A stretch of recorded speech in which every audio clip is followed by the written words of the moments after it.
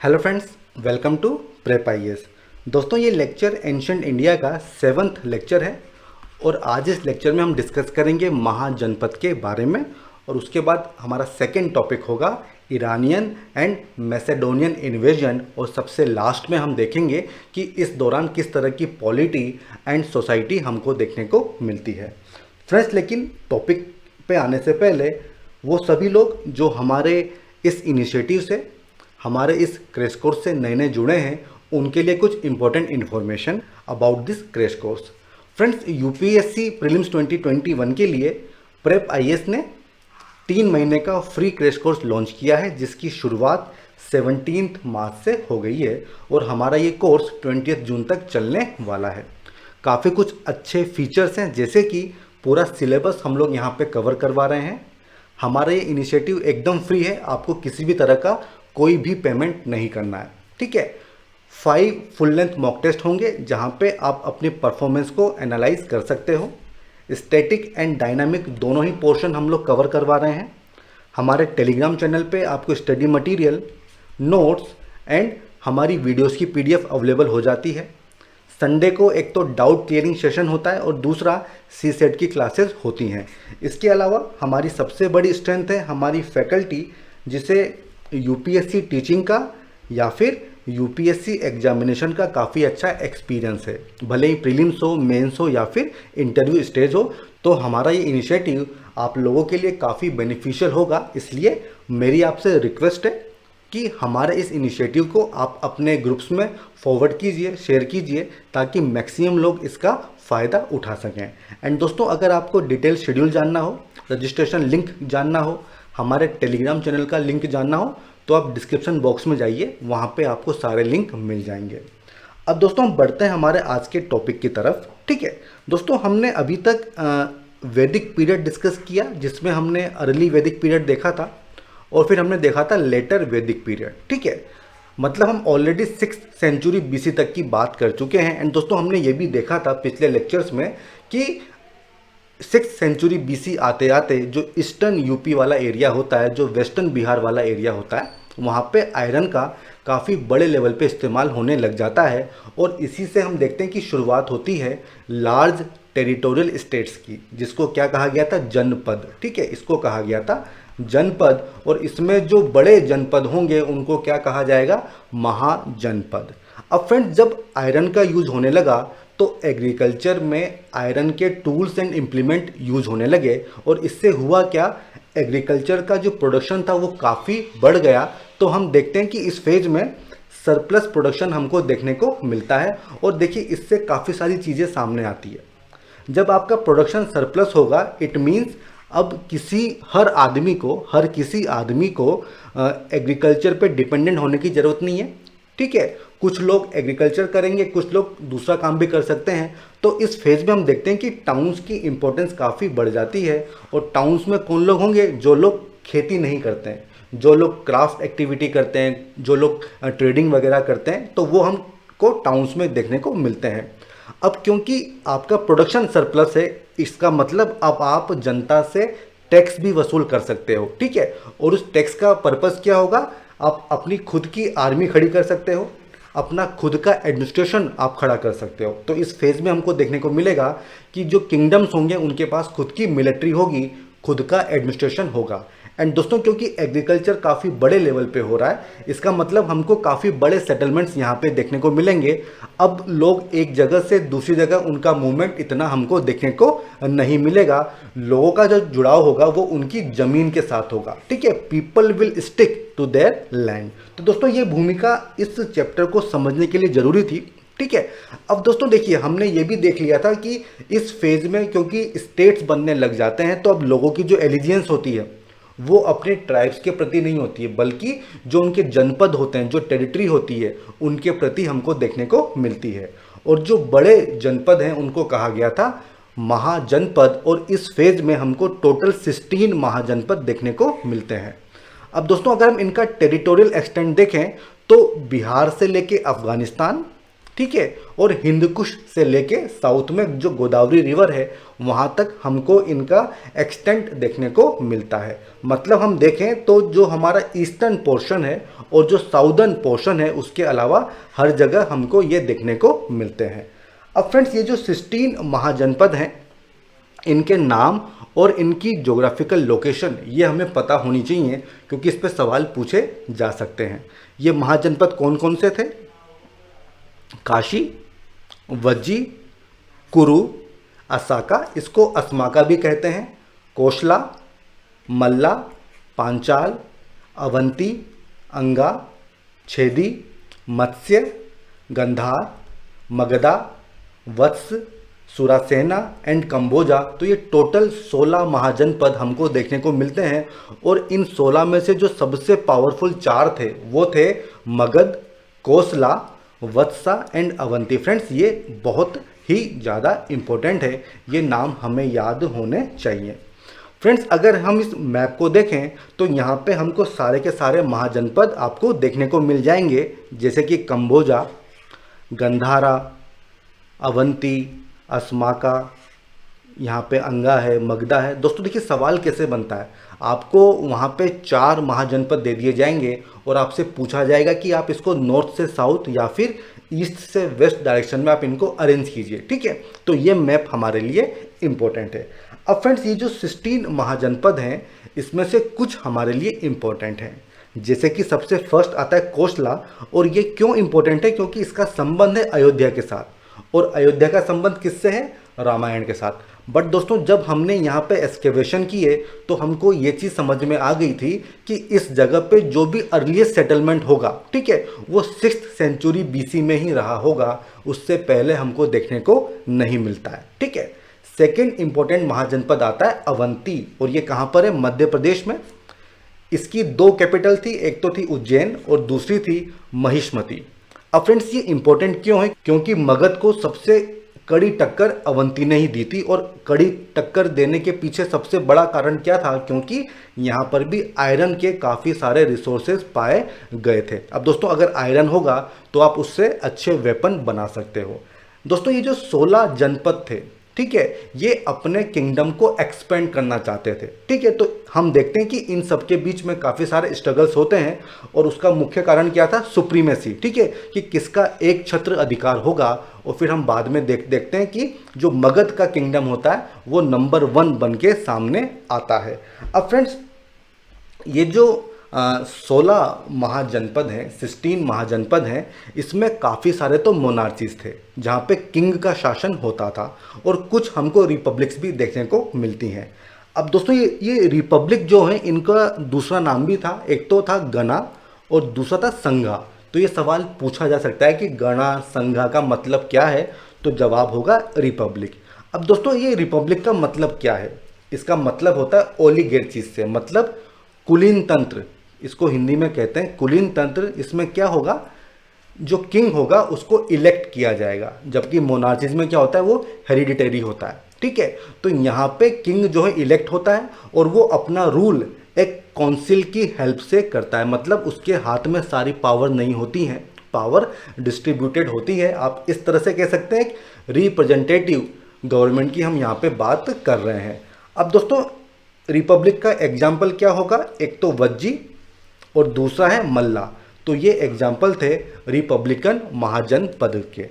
अब दोस्तों इनके साथ खास बात क्या थी? क्योंकि अब आप टैक्स वसूल कर सकते हो, तो हम देखेंगे कि इन महाजनपद में हमको रेगुलर आर्मी देखने को मिलती है, जो इससे पहले हमने अभी तक नहीं देखी थी। अब दोस्तों हमने ये देख लिया कि जो मगध है वो सबसे फाइट करता है और नंबर 1 बन के सामने आ जाता है। अब हम 1 बाय 1 देखेंगे कि जो मगधन एम्पायर था उसकी ग्रोथ किस तरह से होती है, कौन कौन से रूलर उसके साथ जुड़े हुए थे। इसमें सबसे पहले रूलर का क्या नाम था? बिम्बिसारा, ठीक है, 544 BC से लेके 492 BC। और ये किस डायनेस्टी से बिलोंग करते थे? हरियाणा का। फ्रेंड्स ये आपको याद रखना होगा। और जो बिम्बिसारा जो किंग थे ये बुद्धा के कंटेम्प्रेरी थे, मतलब उनके समकालीन थे। कौन सी पॉलिसीज इन्होंने अपनाई थी? Policy of conquest and policy of aggrandizement means power का एक्सपेंशन। इसके अलावा मैरिज अलायंस के माध्यम से भी ये अपनी टेरिटरी को एक्सपेंड करते थे। टोटल 3 इनकी रानियां थी और इनका सबसे बड़ा दुश्मन कौन था, ऐसा कौन सा महाजनपद था जिसने इनको सबसे बड़ी टक्कर दी थी, वो था अवंती। एंड दोस्तों क्यों? क्योंकि इसके पास आयरन के रिसोर्सेज थे, ठीक है। और अगर आपके पास आयरन है तो मतलब आपके पास अच्छे वेपन होंगे, ठीक है। और अवंती के किंग कौन थे? चंदा, प्रद्योता, महासेना। ये नाम हमें याद रखना होगा। अब फ्रेंड्स, ये जो मगधन एम्पायर था इसकी सबसे पहली कैपिटल थी राजगीर, जिसका दूसरा नाम था गिरिव्रजा। अब इसको गिरिव्रजा क्यों कहते हैं? गिरी प्लस व्रजा मतलब 5 हिल्स से ये सराउंड होती थी, इसलिए इसको गिरिव्रजा के नाम से जाना जाता है। अब इनके बाद जो नेक्स्ट रूलर थे उनका नाम था अजातशत्रु, जिनका पीरियड हाई वाटरमार्क माना गया है। इनकी जो एक्सपेंशन की पॉलिसी थी वो काफ़ी एग्रेसिव थी। मॉडर्न आर्म्स का ये इस्तेमाल करते थे। कौन से वो आर्म्स थे? सबसे पहला कैटापल्ट्स। और इसका क्या काम था? ये आप यहाँ पे देख सकते हैं, ये जो फोटो है ये कैटापल्ट्स का है और इसमें ये एक ऐसी मशीन है जिससे आप लंबी दूरी तक पत्थर को फेंक सकते हो।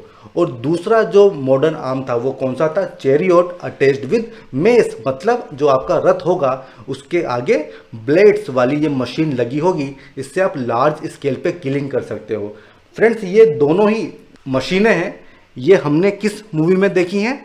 बाहुबली में, ठीक है। तो वहाँ पे हमने ये दोनों देखी हुई हैं। इसके अलावा इनके पीरियड में एक काम और होता है, वो क्या था?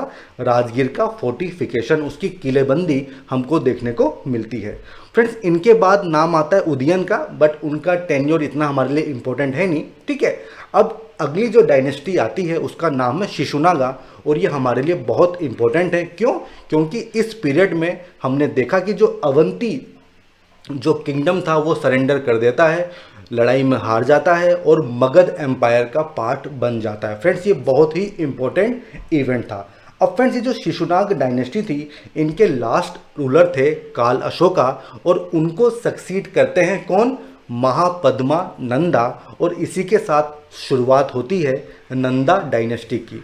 फ्रेंड्स, ये जो महापद्मा नंदा है इनका एक दूसरा नाम भी है, वो क्या है? एक रथ। और इसका मतलब क्या होता है? वो बंदा जिसने बाकी सभी बंदों को हरा दिया हो, उनकी पावर को ख़त्म कर दिया हो, इसको कहते हैं एक रथ। एंड दोस्तों, इसके पीछे काफ़ी सारे कारण थे, जैसे कि इनके पास बहुत ही बड़ी आर्मी थी और उस आर्मी में भी सबसे इम्पोर्टेंट चीज़ थी एलिफेंट। फ्रेंड्स, इससे पहले हमने एलिफेंट नहीं देखे हैं, बट अब आर्मी में एलिफेंट्स का रोल काफ़ी बढ़ जाता है। एंड क्योंकि एग्रीकल्चर प्रोडक्शन काफ़ी अच्छा होता है तो हम देखते हैं कि काफ़ी इफेक्टिव टैक्सेशन सिस्टम इनके द्वारा इम्प्लीमेंट किया जाता है। अब दोस्तों, ये तो थे महापद्मा नंदा, ठीक है। अब इनके बाद जो आखिरी नंदा रूलर थे उनका नाम था धनानंदा। ये नंदा डायनेस्टी के आखिरी रूलर थे। एंड फ्रेंड्स, इन्हीं के टाइम पे अलेक्जेंडर द ग्रेट उसका इन्वेजन हमको देखने को मिलता है। तो ये सब छोटी छोटी इन्फॉर्मेशन है जिस पे काफ़ी सारे सवाल पूछे जाते हैं। फ्रेंड्स, इस मैप में आप नंदा एम्पायर के ज्योग्राफिकल एक्सटेंट को देख सकते हैं और इसीलिए हमने इसको कहा है एम्पायर। इसको हमने किंगडम नहीं कहा, इसको हमने कहा है एम्पायर, क्योंकि इसका ज्योग्राफिकल एक्सटेंट काफ़ी बड़ा था। अब फ्रेंड्स, हम बात करेंगे कि ये जो मगध एम्पायर बना इसकी सक्सेस के पीछे क्या कारण थे। तो दोस्तों देखिए, फर्स्ट कारण तो ऑब्वियस सी बात है, ठीक है, कि इसके जो रूलर्स थे वो काफ़ी एम्बिशियस थे, वो एक्सपेंड करना चाहते थे, जैसे कि बिंबिसारा, अजातशत्रु, नंदा। तो इनकी थिंकिंग ही ऐसी थी कि भाई हमको एक्सपेंड करना है, ठीक है। ये तो था पहला कारण। दूसरा कारण था कि इनकी जो ज्योग्राफिकल पोजीशन थी वो काफ़ी एडवांटेजियस थी, जैसे कि जो राजगीर है वहाँ पे हमको काफ़ी सारे आयरन के डिपॉजिट्स मिलते हैं। एंड दोस्तों, अगर आयरन आपके पास है इसका मतलब आप उससे वेपन बना सकते हो, और अगर आपके पास अच्छे वेपन है तो आप अपने आप को आराम से डिफेंड कर सकते हो और एक्सपेंड भी कर सकते हो, ठीक है। वहीं दोस्तों, हमने देखा था कि जो सबसे कड़ी टक्कर दी थी अवंती ने, और उसका कारण क्या था? उसके पास भी आयरन के काफ़ी अच्छे डिपॉजिट्स मिलते थे। इसके अलावा दोस्तों, जो मगध की कैपिटल थी, सबसे पहली कैपिटल थी राजगीर और उसके बाद में बनती है पाटलिपुत्र। इनकी काफ़ी स्ट्रेटजिक लोकेशन होती है। फ्रेंड्स देखिए, हमने देखा था कि जो राजगीर था वो 5 हिल्स से घिरा था, तो इसका मतलब उसको पेनेट्रेट करना उस समय इतना आसान नहीं था, क्योंकि उस समय कैनन्स या तोपें नहीं चलती थी, तो राजगीर को पेनेट्रेट करना काफ़ी मुश्किल था। इसके बाद दोस्तों 5th सेंचुरी में इनकी जो कैपिटल थी वो शिफ्ट होती है पाटलिपुत्र में, और जो पाटलिपुत्र था वो नदियों के बीच में स्थित था। ठीक है, इसको एक जल दुर्ग भी कहते थे, इसलिए इसको पेनिट्रेट करना उस ज़माने में इतना आसान नहीं था। और क्योंकि चारों तरफ रिवर्स हैं, तो आप इजीली एक जगह से दूसरी जगह जा सकते हो और अपने आप को डिफेंड कर सकते हो। तो ये सबसे इम्पोर्टेंट कारण था इनकी सक्सेस का। इसके अलावा दोस्तों, क्योंकि मगध का जो एरिया था वो काफ़ी फर्टाइल एरिया था, वहाँ पे रेनफॉल अच्छा होता था, आप बिना किसी इरिगेशन के भी काफ़ी अच्छी प्रोडक्टिविटी हासिल कर सकते हो। ठीक है, इसका मतलब सरप्लस प्रोडक्शन होगा, इसका मतलब आप टैक्स जो है वसूल कर सकते हो, और अगर टैक्स आप वसूल कर सकते हो तो इसका मतलब क्या होगा, आप एक बहुत ही बड़ी जो आर्मी है उसको खड़ा कर सकते हो। ठीक है फ्रेंड्स, और अगर आपके पास बड़ी आर्मी होगी तो ऑब्वियस सी बात है कि आप आराम से आपको सफलता मिल जाएगी। इसके अलावा दोस्तों, क्योंकि सरप्लस प्रोडक्शन है, ठीक है, हमने बात की थी कि इस फेज में काफ़ी सारे टाउन्स बनते हैं, और इस दौरान हम देखते हैं कि कॉइन्स का यूज होता है, और जब कॉइन्स का यूज होता है दोस्तों तो उससे होता क्या है कि ट्रेडिंग एक्टिविटीज़ काफ़ी बढ़ जाती हैं। ठीक है, अब ट्रेडिंग एक्टिविटीज़ बढ़ेंगी तो उस पर भी आप टैक्स लगा सकते हो। ठीक है, तो इस तरह से आप एग्रीकल्चर पे भी टैक्स लगा रहे हो, आप ट्रेडिंग पे भी टैक्स लगा रहे हो, तो आपका जो फाइनेंशियल रिसोर्सेज होंगे वो काफ़ी ज़्यादा हो जाएंगे, और उससे आप एक बहुत ही बड़ी आर्मी को मेंटेन कर सकते हो। इसके अलावा दोस्तों, इनकी जो आर्मी थी उसमें ये एलिफेंट्स का काफ़ी ज़्यादा यूज़ करते थे। इससे पहले वाले पीरियड में हमने देखा था कि हॉर्सेस का यूज़ होता था, और जो चैरियट्स होते थे, जो रथ होते थे, उनका काफ़ी ज़्यादा यूज़ होता था, बट ये लोग एलिफेंट्स का काफ़ी ज़्यादा यूज़ करते थे, जिससे इनको सफलता पाने में काफ़ी मदद मिलती थी। अब दोस्तों अगला कारण है कि जो मगध की जो सोसाइटी थी वो काफ़ी अनऑर्थोडॉक्स थी। हमने देखा था कि आर्यव्रत से बाहर था मगध, ठीक है, और इसलिए वहाँ पे जो कास्ट डिवीजन था, जो वर्णा डिवीजन था, वो हमको इतना नहीं देखने को मिलता है। ठीक है, इसलिए वहाँ के जो रूलर्स थे उनको इंटरनल इश्यूज़ में ज़्यादा घुसना पड़ता नहीं था, उनका पूरा फोकस होता था जो एक्सटर्नल इश्यूज़ हैं। इसलिए ये कारण था जिसकी वजह से जो मगध था उसने सक्सेस पाई थी। अब दोस्तों ये तो हो गया मगध की सक्सेस के कारण। ठीक है, अब हम बात करेंगे ईरानियन इन्वेजन की। फ्रेंड्स देखिए, जो हमारा नॉर्थ ईस्टर्न पार्ट था, ठीक है, वहाँ पर भी शुरुआत में काफ़ी सारे छोटे छोटे स्टेट हुआ करते थे जो आपस में फाइट करते थे, लेकिन बाद में वो सब मर्ज हो गए मगधन एम्पायर में। लेकिन अगर हम बात करें हमारे नॉर्थ वेस्टर्न इंडिया की, तो वहाँ हमको ऐसा देखने को नहीं मिलता है। काफ़ी सारे छोटे छोटे स्टेट होते हैं, जैसे कि कंबोजा, गांधारा एंड मद्रा, और ये आपस में एक दूसरे से इनकी लड़ाई झगड़े फाइट वगैरह होती रहती है। ठीक है, तो एक तरह की पॉलिटिकल डिसयूनिटी हमको उस समय वहाँ पे नॉर्थ वेस्टर्न फ्रंट पे देखने को मिलती है। और ये जो किंगडम्स थे ये इतने पावरफुल नहीं थे, काफ़ी वेल्दी एरिया था, और हिंदुकुश वाले पासे से आप इन्वेड कर सकते हो, काफ़ी आसान था, उसको प्रोटेक्ट नहीं किया गया था। तो हम देखते हैं कि 550 BC में ईरानियन इन्वेजन इंडिया में होता है, और ये किसके द्वारा किया जाता है, साइरस के द्वारा, जिसको अकेमेनिड एम्पायर का फाउंडर भी माना जाता है। दोस्तों ये जो अकेमेनिड एम्पायर है इसको ईरानियन एम्पायर भी कहते हैं। अब दोस्तों साइरस के बाद जो इनके ग्रैंडसन थे डेरियस वन, वो 516 BC में पेनिट्रेट करते हैं और पंजाब, सिंध और जो इंडस का वेस्ट वाला जो पोर्शन है उसको एनेक्स कर देते हैं। फ्रेंड्स देखिए 516 BC में ही इंडिया का एक पोर्शन ईरानियन इन्वेजन में एनेक्स हो जाता है। दोस्तों अगर आप इसको मैप में समझेंगे तो आप देख सकते हैं कि ये वाला जो पोर्शन है, ठीक है, इसको एनेक्स कर दिया था 516 BC में ही। अब दोस्तों ईरानियन इन्वेजन में इंडिया का जो पार्ट एनेक्स किया गया था उसको 20th प्रोविंस या फिर सत्रापी बना दिया गया था। दोस्तों ये सवाल पूछा जा सकता है कि सत्रापी का मतलब क्या होता है, तो इसका मतलब होता है प्रोविंस। ठीक है, टोटल 28 प्रोविंस थी ईरानियन एम्पायर में, और 20th प्रोविंस थी वो पूरा पार्ट जो इन्होंने इंडिया का एनेक्स किया था। ठीक है, एंड दोस्तों ये जो 20th प्रोविंस थी ये सबसे ज़्यादा फर्टाइल और वेल्दी प्रोविंस मानी जाती है। इसके अलावा दोस्तों जो इंडियन सब्जेक्ट्स थे, जो भारतीय लोग वहाँ पे रहते थे, उनको भी आर्मी में एनरोल किया गया था। इसके बाद दोस्तों जब डेरियस के बाद जो उनके सक्सेसर थे उनका क्या नाम था, जगसीज। ठीक है फ्रेंड्स, इसको प्रोनाउंस कैसे करते हैं, जगसीज के नाम से इसको प्रोनाउंस करते हैं। और इन्होंने भी जो इंडियंस थे उनको वॉर के लिए एम्प्लॉय किया था। एंड दोस्तों इंडिया का ये पार्ट ईरानियन एम्पायर का पार्ट बन के रहता है, कब तक, जब तक कि अलेक्जेंडर का इन्वेजन नहीं हो जाता है, और वो 200 साल के बाद होता है। अब दोस्तों ये जो 200 साल का कॉन्टेक्ट था ईरान का और इंडिया का, तो काफ़ी सारी चीज़ें हमको वहाँ से सीखने को मिलती है। वो सब चीज़ें हमारे लिए इम्पोर्टेंट है। सबसे पहला तो जो ईरान और इंडिया के बीच में ट्रेड एंड कॉमर्स है उसमें काफ़ी बढ़ोतरी होती है, काफ़ी इंक्रीज होता है। इसके अलावा जो ईरानियन स्क्रिप्ट थी, खरोष्टी स्क्रिप्ट, वो हमको सीखने को मिलती है। दोस्तों हम देखेंगे बाद में कि जो अशोकन इंस्क्रिप्शन थे वो भी खरोष्टी स्क्रिप्ट में लिखे गए थे। फ्रेंड्स, खरोष्टी स्क्रिप्ट के अलावा जो मौर्यन स्कल्पचर हैं, जैसे कि पिलर्स हो गए, इसके अलावा जो अशोकन एडिक्ट हो गए, उन पर भी हमको ईरानियन इन्फ्लुएंस देखने को मिलता है। फॉर एग्जाम्पल दीपी, ये वर्ड यूज होता है ईरान में, और इसके करस्पॉन्डिंग जो अशोकन एडिक्ट हैं इसमें लिपि शब्द का यूज़ किया गया है। तो हम कह सकते हैं कि कहीं ना कहीं जो ईरानियन इन्फ्लुएंस हमको यहाँ पे देखने को मिल रहा है। तो फ्रेंड्स ये तो था ईरानियन इन्वेजन। ठीक है, ईरानियन इन्वेजन के बाद हम देखते हैं ग्रीक्स इन्वेजन। फ्रेंड्स, जो ग्रीक्स लोग थे उनको इंडिया की वेल्थ के बारे में पता चला था ईरान के लोगों से। ठीक है, और अब वो इंडिया को इन्वेड करने का मन बना लेते हैं। और दोस्तों ये कब होता है, 4th सेंचुरी BC में।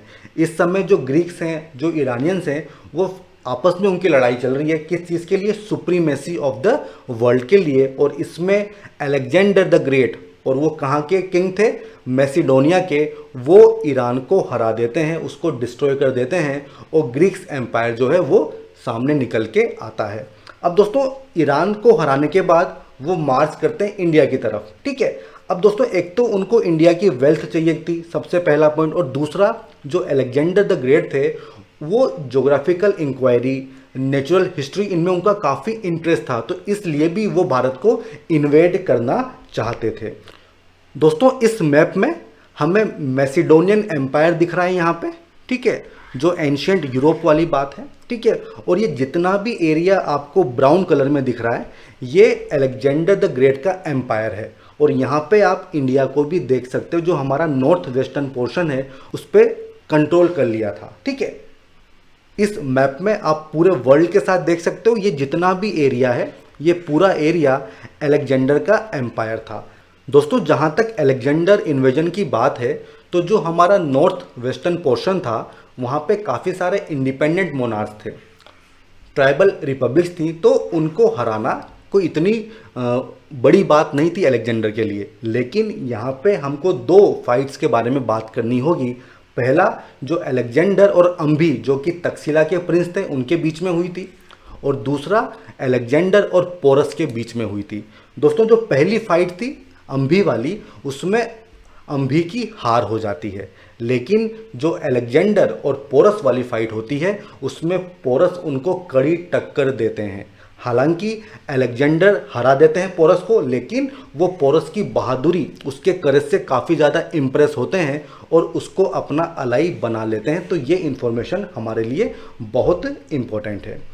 फ्रेंड्स, अब पोरस को हराने के बाद जो अलेक्जेंडर की आर्मी है वो फर्दर आगे बढ़ती है, और कहाँ तक बढ़ जाती है, ब्यास रिवर तक। ठीक है, और उसके बाद भी वो आगे बढ़ना चाहते थे, लेकिन जो उसकी आर्मी थी वो मना कर देती है। फ्रेंड्स ये बहुत इंपॉर्टेंट है, इस पर सवाल पूछे जाते हैं कि क्या कारण थे जिसकी वजह से जो ग्रीक सोल्जर्स थे उन्होंने आगे बढ़ने से मना कर दिया था। तो हम 1 बाय 1 सारे कारण देखेंगे। सबसे पहला कारण क्या था दोस्तों, कि काफ़ी लंबे समय से जो ग्रीक सोल्जर्स थे वो वॉर में पार्टिसिपेट कर रहे थे, तो एक पॉइंट के बाद आप नहीं कर सकते हो, आप थक जाते हो। ठीक है, दूसरा ये था कि इंडिया का क्लाइमेट काफ़ी हॉट था। ठीक है, और इसकी वजह से उनको काफ़ी सारी बीमारियां हो रही थी, कुछ को अपने घर की याद आ रही थी। ठीक है, जब पोरस से उनकी फाइट हुई थी तो उनको इंडियन फाइटिंग क्वालिटीज़ के बारे में पता तो चल गया था कि भाई जब शुरुआत में ये हाल है तो आगे जाके क्या होगा। ठीक है, अगर हम बात करें ग्रीक हिस्टोरियन एरियन की, तो उन्होंने ये कहा था कि भाई जहाँ तक वॉर की बात है तो इंडियंस बाकी दूसरे नेशन से काफ़ी ज़्यादा सुपीरियर थे। ठीक है। और ये जो ग्रीक सोल्जर्स थे इनको ये पता था कि भाई गंगा वाले एरिया में एक बहुत ही पावरफुल डायनेस्टी है। वो बात कर रहे थे नंदा की, जो मगधन डायनेस्टी है वो उसकी बात कर रहे थे। तो इसलिए वो रिट्रीट करने का मन बना लेते हैं। और जो अलेक्जेंडर द ग्रेट था, जो कभी किसी से नहीं हारा, जो एक भी फाइट उसने नहीं हारी, वो अपने सोल्जर्स से हार जाता है। ये इन्वेजन कब हुआ था? 326 325 बीसी के आसपास। अब दोस्तों ये जितना भी एरिया था जो कि कॉन्कर कर लिया था अलेक्जेंडर ने, ठीक है, तो जो जो रूलर्स ने अपने आप को सरेंडर कर दिया था उनको फिर से रिस्टोर कर दिया गया, ठीक है। जो उसके खुद के टेरिटोरियल पोसेशन थे उसको 3 पार्ट में डिवाइड किया गया था और 3 गवर्नर वहाँ पे बिठा दिए गए थे। मतलब दोस्तों जो ग्रीक्स लोग थे अब वो यहाँ पे सेटल करना स्टार्ट कर दिए थे। अब फ्रेंड्स हम बात करेंगे कि जो अलेक्जेंडर का इन्वेजन हुआ था इसके क्या इफ़ेक्ट हुए थे। सबसे पहला इफेक्ट तो ये था कि जो एंशियंट यूरोप था वो एंशियंट इंडिया के कांटेक्ट में आ गया था, ठीक है। 4 नए रूट्स खोले गए थे और इससे ट्रेडिंग एक्टिविटीज़ काफ़ी ज़्यादा बढ़ गई थी। जिन एरिया में पोसेशन थे वहाँ पे ग्रीक सेटलमेंट हमको देखने को मिलते हैं। इसके अलावा दोस्तों जो अलेक्जेंडर का कैंपेन था उसके क्लियरली डेटेड रिकॉर्ड्स हमारे पास अवेलेबल हैं कि किस डेट को क्या चीज़ हुई थी, और इससे हमको काफ़ी सारी इन्फॉर्मेशन मिलती है अपनी हिस्ट्री को रिकंस्ट्रक्ट करने की। साथ ही साथ जो हमारी सोशल एंड इकोनॉमिक कंडीशन है उसके बारे में भी हमको काफ़ी ज़्यादा पता चलता है। जैसे कि उस समय उस एरिया में सती सिस्टम हुआ करता था, ठीक है। मार्केट में गर्ल्स की सेल लगाई जाती थी, ठीक है। बहुत ही अच्छी क्वालिटी के ऑक्शन मतलब बेल वहाँ पे मिलते थे, ठीक है। जो इंडियंस थे वो कारपेंट्री वाली आर्ट में काफ़ी अच्छे हुआ करते थे। इसके अलावा जो हमारा गंधार स्कूल ऑफ आर्ट है वहाँ पर भी ग्रीक इम्पैक्ट हमको देखने को मिलता है। जो सबसे इम्पोर्टेंट इफेक्ट था वो ये था कि क्योंकि अलेक्जेंडर ने जितने भी छोटे छोटे स्टेट्स थे उनको डिस्ट्रॉय कर दिया, तो इसका मतलब अब जो मौर्यन एम्पायर होगा उसके एक्सपेंशन का रास्ता यहाँ पे खोल दिया था। फ्रेंड्स ये बहुत इंपॉर्टेंट है। जो चंद्रगुप्त मौर्य थे जिन्होंने मौर्य एम्पायर को स्थापना की थी, जिसको फाउंड किया था, उन्होंने जो अलेक्जेंडर की मिलिट्री मशीन थी उसको काम करते हुए देखा था और इसी के सहारे नंदा की पावर को उन्होंने डिस्ट्रॉय किया था। फ्रेंड्स ये बहुत इंपॉर्टेंट है, इस पे सवाल पूछे जा सकते हैं कि अलेक्जेंडर का जो इन्वेजन हुआ था उसके क्या क्या इफ़ेक्ट हमको देखने को मिलते हैं। अब दोस्तों हम बात करेंगे कि इस वाले फेज़ में जो एज ऑफ बुद्धा है इसमें स्टेट और वर्ण सोसाइटी किस तरह से काम कर रही थी। सबसे पहले हम बात करेंगे मटेरियल लाइफ की। फ्रेंड्स हमारे पास सोर्सेस क्या हैं? सबसे पहला जो बुद्धिस्ट लिटरेचर है, जो पाली टेक्स्ट हैं, संस्कृत के जो सूत्र लिटरेचर हैं, साथ ही साथ जो आर्कियोलॉजिकल एविडेंसेस हैं उसके माध्यम से हमको ये जानकारी मिलती है। जब 6th सेंचुरी बीसी में एक्सकेवेशन हुए तो वहाँ पे हमको एक तरह की पोटरी, एक तरह के बर्तन मिले। वो क्या थे? Northern black polished where. दोस्तों आप इस फोटो में देख सकते हो इस बर्तन को, इसको बोलते हैं NBPW फेज। एंड दोस्तों जो रिच लोग होते थे जिनके पास काफ़ी पैसा होता था तो ये बर्तन उनके द्वारा यूज़ किया जाता था।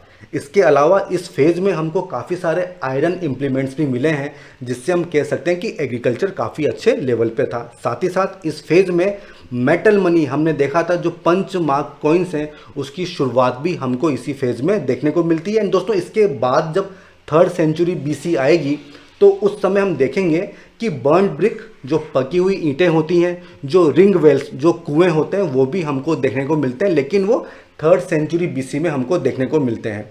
एंड दोस्तों ये जो NBPW फेज थी, जो नॉर्दर्न ब्लैक पॉलिश वेयर वाली फेज थी, इसको सेकेंड अर्बनाइजेशन की शुरुआत भी कहते हैं। फ्रेंड्स आप मुझे कमेंट सेक्शन में बताओ कि फर्स्ट अर्बनाइजेशन कौन सी थी, क्योंकि यहाँ पे हम सेकेंड अर्बनाइजेशन की बात कर रहे हैं, ठीक है। हमको कुछ वुडन पैलिसेड्स के एविडेंस भी मिले हैं। दोस्तों पैलिसेड क्या होता है? जो बाड़ाबंदी होती है, आप इस फोटो में देख सकते हैं, तो वो उसके भी एविडेंस हमको मिले हैं। जो घर होते थे वो मड ब्रिक्स या फिर वुड के बनाए जाते थे, ठीक है। जो टाउन्स थे वो हमको देखने को मिले हैं, और टाउन्स का काम क्या होता था? एक तो वहाँ पे गवर्नमेंट की सीट होगी और दूसरा मार्केट वहाँ पे होगा, जो आर्टिशंस होंगे, जो मर्चेंट्स होंगे, वो टाउन्स में रहा करते थे। इसके अलावा दोस्तों ये जो आर्टिशंस और मर्चेंट्स होते थे ये अपने आप को गिल्ड्स मतलब एसोसिएशन में ऑर्गेनाइज करते थे। इनके अपने ग्रुप्स बने हुए होते थे और ये ग्रुप्स जो हैं फिक्स लोकेलिटी में रहते थे। जैसे कि एक मोहल्ले में हो सकता है केवल जो कुम्हार हैं, जो पोर्टर्स हैं वही रह रहे हैं, तो इस तरह से ये लोग एक फिक्स लोकेलिटी में रहा करते थे। एंड दोस्तों वैसा शब्द यूज़ किया है मर्चेंट्स के लिए, तो इस पर सवाल पूछा जा सकता है कि वैसा का मतलब क्या होता है। अब दोस्तों देखिए, क्योंकि ये लोग अपने आप को गिल्ड में एसोसिएट करते थे, एक लोकलाइज्ड एरिया में रहते थे, तो इससे जो इनकी क्राफ्ट थी उसमें ये स्पेशलाइज हो गए थे। ठीक है, जो सिटीज़ हमको देखने को मिली हैं वो इम्पोर्टेंट ट्रेड रूट्स पे या फिर जो रिवर बैंक्स हैं उसके किनारे हमको देखने को मिलती है। क्यों? क्योंकि कम्युनिकेशन करना काफ़ी आसान होगा, एक जगह से दूसरी जगह जाना काफ़ी आसान होता है। फ्रेंड्स, जो वैदिक टेक्स्ट हैं उसमें कॉइन्स के लिए दो शब्द यूज़ किए हैं, पहला है निष्का और दूसरा है सतमाना। लेकिन दोस्तों जो हमको एविडेंस मिले हैं तो ये जो कॉइन्स थे ये 6th सेंचुरी BC से पहले यूज में नहीं थे। ठीक है, तो निष्का और सतमाना का मतलब किससे है? जो कॉइन्स हैं उसके लिए ये शब्द यूज़ किए हैं। और सबसे पहले कॉइन्स कौन से थे फ्रेंड्स? पंच्ड मार्क कॉइन्स, जो कि सिल्वर या फिर कॉपर के बने होते थे। एंड दोस्तों ये जो मेटल मनी का यूज़ था ये काफ़ी यूनिवर्सल था, हर चीज़ में इसको यूज़ किया जाता था। इसके अलावा जहाँ तक राइटिंग की बात है दोस्तों, राइटिंग स्टार्ट हो चुकी थी लेकिन उसको स्टोन या मेटल पे नहीं लिखा जाता था। ठीक है, इसलिए अभी तक वो सरवाइव नहीं कर पाई है। ठीक है, तो इसी फेज में दोस्तों क्योंकि राइटिंग स्टार्ट हो गई है तो हम देखते हैं कि लॉज को कंपाइल किया जा रहा है, रिचुअल्स को कंपाइल किया जा रहा है, रिकॉर्ड कीपिंग वगैरह की जा रही है। दोस्तों हमने देखा था कि जो वेदास हैं वो कंपोज काफ़ी पहले किए गए थे लेकिन उनको कंपाइल काफ़ी बाद में इसी फेज में उनको किया जाता है। इस फेज में टाउन्स में कौन लोग रहा करते थे हम ऑलरेडी डिस्कस कर चुके हैं, वो लोग जो कि एग्रीकल्चर पे डिपेंड नहीं करते थे। मतलब जो ट्रेडर्स हैं वो लोग टाउन्स में रहेंगे। ठीक है, और उसके आसपास जो विलेज हैं उसमें हमको पीजेंट्स जो किसान लोग हैं वो देखने को मिलते हैं और इन दोनों के बीच में एक्सचेंज होता रहता था। जो ट्रेडर्स हैं वो टूल्स एंड इम्प्लीमेंट देंगे और जो पीजेंट्स हैं वो फूड ग्रेन इनको देंगे। एंड दोस्तों जो टाउन्स होते थे उनके चारों तरफ विलेज हमको देखने को मिलते हैं। पहली बार इस फेज में हमें न्यूक्लिएटेड रूरल सेटलमेंट देखने को मिलता है, मतलब जो हाउसेज होंगे उनका क्लस्टर हमको देखने को मिलता है। और ये होता क्या है आप इस फोटो में देख सकते हो। दोस्तों पाली टेक्स्ट में हमको 3 तरह के विलेज के बारे में जानकारी दी गई है। सबसे पहला विलेज है टिपिकल विलेज, दूसरा है सब अर्बन विलेज, इसको क्राफ्ट विलेज भी कहते हैं, और तीसरा है बॉर्डर विलेज। अब दोस्तों 1 बाय 1 इनके बारे में हम जानते हैं। फ्रेंड्स देखिए, टिपिकल विलेज वो थे जो सबसे ज़्यादा नंबर्स में पाए जाते थे। विलेज हेड को कहा गया था भोजका, ये सवाल पूछा जा सकता है। और इन विलेज में कौन रहते थे? जो तरह तरह की कास्ट और कम्युनिटी होती थी वो इन विलेज में रहती थी। इसके अलावा दोस्तों जो सेकंड विलेज है वो है सब अर्बन विलेज, इसको क्राफ्ट विलेज भी कहते हैं। नाम से आप समझ रहे होंगे दोस्तों, ये मार्केट के रूप में सर्व करते थे। ठीक है, और जो विलेज और जो टाउन है उसके बीच में लिंक का ये काम करते थे। और तीसरे विलेज है बॉर्डर विलेज, जो कि कंट्री साइड जो गांव वाला एरिया है उसकी एंड में जो हमको देखने को मिलते हैं। दोस्तों आप इसको इस तरह से समझ सकते हो, जैसे मान लीजिए ये एक टाउन है। ठीक है, टाउन के बाद आएगा क्राफ्ट विलेज, इसके बाद आएगा आपका टिपिकल विलेज। तो जो क्राफ्ट विलेज है ये एक लिंक है टिपिकल विलेज और टाउन के बीच में, एक मार्केट की तरह काम करता है। इसके बाद जो फॉरेस्ट वाला एरिया है वहाँ पे हमको बॉर्डर विलेज देखने को मिलते हैं। यहाँ पे ये हो जाएगा बॉर्डर विलेज। तो इस तरह से 3 कैटेगरी हमको देखने को मिलती हैं। ठीक है फ्रेंड्स, तो ये तो हो गया विलेज। इसके अलावा जो विलेज लैंड थी उसको प्लॉट्स में डिवाइड किया जाता था। हर फैमिली को प्लॉट्स अलॉट होते थे और फैमिली उसमें अपना एग्रीकल्चर का काम करती थी। जो किसान थे उनको अपने प्रोड्यूस का 1/6 मतलब 1/6 भाग जो है टैक्स के रूप में देना होता था। और ये टैक्स वो डायरेक्टली जो रॉयल एजेंट्स होते थे उनको ये देते थे, बीच में किसी भी तरह का इंटरमीडिएट जैसे जमींदार वगैरह हमको यहाँ पे देखने को नहीं मिलते हैं। रिच पीजेंट्स जो अमीर किसान होते हैं उसके लिए एक वर्ड यूज़ किया गया है, वो क्या है? गृहपति। फ्रेंड्स, इस फेज में हमको पेडी ट्रांसप्लांटेशन की शुरुआत भी देखने को मिलती है, जिसकी वजह से इसकी यील्ड में काफ़ी ज़्यादा इंक्रीज होता है। ये होता क्या है आप इस फोटो में देख सकते हैं और आप आराम से समझ जाओगे। मतलब एग्रीकल्चर में काफ़ी ज़्यादा एडवांस हमको देखने को मिलता है। तो मतलब दोस्तों ये जो फेज़ था ये एक ऐसी फेज़ थी जिसमें हमको एक एडवांस फूड प्रोड्यूसिंग इकोनॉमी देखने को मिलती है, एक अर्बन इकोनॉमी हमको देखने को मिलती है, सेकंड अर्बनाइजेशन हमको देखने को मिलता है। ठीक है, टैक्सेस को कलेक्ट किया जा रहा है और ह्यूज आर्मी जो है वो मेंटेन की जा रही है। ये सभी हमको इस वाले फेज में देखने को मिलते हैं। अब दोस्तों जहाँ तक हम एडमिनिस्ट्रेटिव सिस्टम की बात करते हैं तो कोसला और मगध काफ़ी पावरफुल थे। ठीक है, किंग जो है उसका ऑफिशियल स्टेटस सबसे बड़ा था, मतलब हाईएस्ट ऑफिशियल स्टेटस दिया गया था किंग को, और किंग को असिस्ट करने के लिए काफ़ी सारे ऑफिशियल्स होते थे, जैसे कि महामात्रा मतलब मिनिस्टर्स, कमांडर के लिए सेना नायक, जज, चीफ अकाउंटेंट, इस तरह के ऑफिशियल्स होते थे। और आयुक्त जो शब्द यूज़ किया गया है वो भी ऑफिसर्स के लिए ये शब्द यूज़ किया गया है। तो इस पर सवाल पूछे जा सकते हैं कि आयुक्त का मतलब क्या होता है। अब दोस्तों ये जो ऑफिसर्स थे, ये जो मिनिस्टर्स थे, ये जो ब्राह्मण लोग थे केवल उसी में से इनको रिक्रूट किया जाता था। तो ये बहुत इंपॉर्टेंट है, इस पे हमसे सवाल पूछे जा सकते हैं। अब दोस्तों जहाँ तक कोसला और मगध वाले एरिया की बात है तो यहाँ पे जो ब्राह्मण लोग थे, जो बड़े बड़े मर्चेंट्स थे, उनको विलेज का रेवेन्यू ग्रांट किया जाता था। ठीक है, सैलरी की जगह उनको विलेज का रेवेन्यू ग्रांट दिया जाता था और इसके लिए राजा को किसी से कंसेंट लेने की ज़रूरत नहीं है। पर दोस्तों यहाँ पे केवल रेवेन्यू पे ही अधिकार होगा। ठीक है, विलेज की एडमिनिस्ट्रेशन पे किसी भी तरह का कंट्रोल ब्राह्मण या फिर उस मर्चेंट के पास नहीं होगा। वो केवल रेवेन्यू को कलेक्ट कर सकता है, किसी भी तरह की एडमिनिस्ट्रेटिव अथॉरिटी उसके पास नहीं होगी। जहाँ तक रूरल एडमिनिस्ट्रेशन की बात है उसकी जिम्मेदारी थी विलेज हेडमैन के ऊपर, और उसको तरह तरह के नामों से पुकारा जाता था, जैसे कि ग्राम भोजका, ग्रामीणी एंड ग्रामिका। तो ये सवाल पूछे जा सकते हैं। जो विलेज हेडमैन था उसकी पोजीशन काफ़ी इंपॉर्टेंट थी, उसके किंग के साथ डायरेक्ट लिंक होते थे और वो अपने एरिया में लॉ एंड ऑर्डर भी मेंटेन करता था। तो ये सवाल पूछा जा सकता है। दोस्तों अब आता है आर्मी एंड टैक्सेशन। फ्रेंड्स देखिए, हमने देखा था कि काफ़ी ह्यूज आर्मी इनके पास थी, एलिफेंट्स का पोसेशन इनके पास होता था, और इतनी बड़ी आर्मी के लिए आपका एक फिजिकल सिस्टम काफ़ी इफेक्टिव होना चाहिए। ठीक है, जहाँ तक क्षत्रिय और ब्राह्मण लोगों की बात है उनको टैक्स नहीं देना पड़ता था। तो टैक्स का सारा बर्डन जो किसान लोग होते थे, जो वैश्य लोग होते थे, उनके ऊपर पड़ता था। ठीक है, पहले बलि जो वॉलंटरी होती थी अब वो कंपलसरी हो गई थी। ठीक है, और बलि को कलेक्ट करने के लिए ऑफिसर्स होते थे जिसका क्या नाम था, बलि साधका, जो कि बलि को कलेक्ट करने का काम करते थे। ठीक है फ्रेंड्स, तो ये इंपॉर्टेंट चीज़ है। फ्रेंड्स ये टैक्स का पेमेंट कैश और काइंड दोनों में किया जा सकता था। मतलब या तो आप मेटल मनी में पे कर दो या फिर जो आपकी क्रॉप है उसमें आप पेमेंट कर सकते हो। ठीक है, तो दोनों ही तरीके से पेमेंट किया जा सकता था। इस फेज में हमको फोर्स्ड लेबर भी देखने को मिलती है। जो किसान लोग हैं उनको रॉयल वर्क करने के लिए फोर्स्ड लेबर करने को मजबूर किया जाता था। जो आर्टिशंस हैं, जो ट्रेडर्स हैं, उनको भी टैक्स पे करना पड़ता था और उनके लिए स्पेशल कलेक्शन ऑफिसर्स बनाए गए थे जिनका क्या नाम था, शौल्किका या फिर शुल्क अध्यक्ष। ठीक है, तो ये ऑफिसर्स बनाए गए थे जिनका काम क्या था, टैक्स को कलेक्ट करना। अब दोस्तों जहाँ तक सभा और समिति की बात है वो इस फेज में डिसअपियर हो जाती हैं। क्यों? क्योंकि ये पॉपुलर असेंबली कब थी, जब हम ट्राइब्स की बात करते थे, लेकिन अब ट्राइब्स जो हैं वो डिसइंटीग्रेट हो गई थी।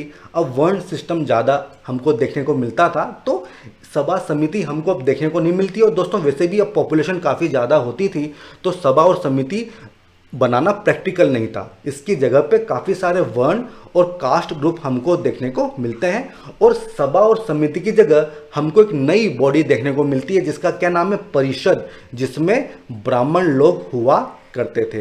एंड दोस्तों ये जो असेंबली है ये हमको किंगडम में तो देखने को नहीं मिलती है, लेकिन जो रिपब्लिक्स होते थे वहाँ पे हमको ये असेंबली देखने को मिलती थी। तो ये भी सवाल पूछा जा सकता है।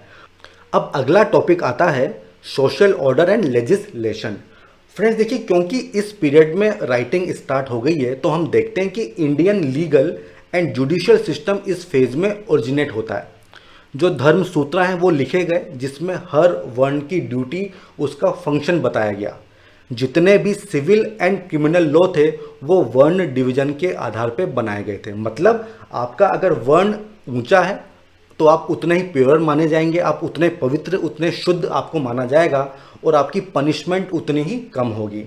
जहाँ तक शूद्र लोगों की बात है तो जितनी भी डिसएबिलिटी होती थी वो सब उन पे थोप दी गई थी। उनको किसी भी तरह का रिलीजियस या फिर लीगल राइट नहीं दिया गया था। ठीक है, सबसे लोएस्ट पोजीशन थी उनकी समाज में। उपनयन वाला जो सिस्टम होता था उसके लिए वो एलिजिबल नहीं थे। ठीक है, ऐसा कहा जाता था कि जो शूद्रा हैं उनका ओरिजिन क्रिएटर के फीट से हुआ है, इसलिए सारी की सारी डिसएबिलिटी उनके ऊपर इम्पोज कर दी गई थी। जहाँ तक क्रिमिनल ऑफेंसेस की बात है तो इनका प्रिंसिपल क्या होता था, रिवेंज का। मतलब tooth for tooth and I for I. मतलब अगर किसी ने आपकी आंख फोड़ दी है तो उसको सजा क्या मिलेगी कि उसकी भी आंख फोड़ दी जाए। तो इस तरह के प्रिंसिपल, इस तरह के सिस्टम हमको इस फेज में देखने को मिलते हैं। दोस्तों हमारा ये लेक्चर यहाँ पे ख़त्म हो गया है। अब हम बात करेंगे कुछ मल्टीपल चॉइस क्वेश्चंस की ताकि हमारा रिवीजन हो जाए। सबसे पहला क्वेश्चन है कि ऋग्वेद में किन किन देवताओं के नाम मेंशन किए गए हैं। 5 ऑप्शन दिए गए हैं हमें, इंद्रा, अग्नि, रुद्रा, वाक एंड उषा। फ्रेंड्स देखिए, जो ऋग्वेद है उनमें इन 5 के नाम मेंशन किए गए हैं, लेकिन जब हम बात करते हैं कि सबसे इंपॉर्टेंट कौन था तो वो थे भगवान इंद्र। ठीक है, तो इसका जवाब क्या हो जाएगा, option D, all of the above. अब सेकंड क्वेश्चन आता है जहां पे इंपॉर्टेंट हड़प्पन साइट्स दी हुई हैं, ठीक है, और आर्कियोलॉजिकल फाइंडिंग्स दी हुई हैं और हमको सही जवाब बताना है। सबसे पहला है हड़प्पा, फिर बानावली, फिर रोपर और फिर है सुरकोताड़ा। दोस्तों आप मुझे बताइए क्या इसका सही जवाब होगा। सबसे पहला है रिमेन्स ऑफ हॉर्स बोन्स। दोस्तों ये हमको कहाँ मिली थी, ये हमको मिली थी सुरकोताड़ा में। ठीक है, तो ये ऑप्शन तो मैच हो जाएगा, तो डी का आंसर क्या होगा, 1।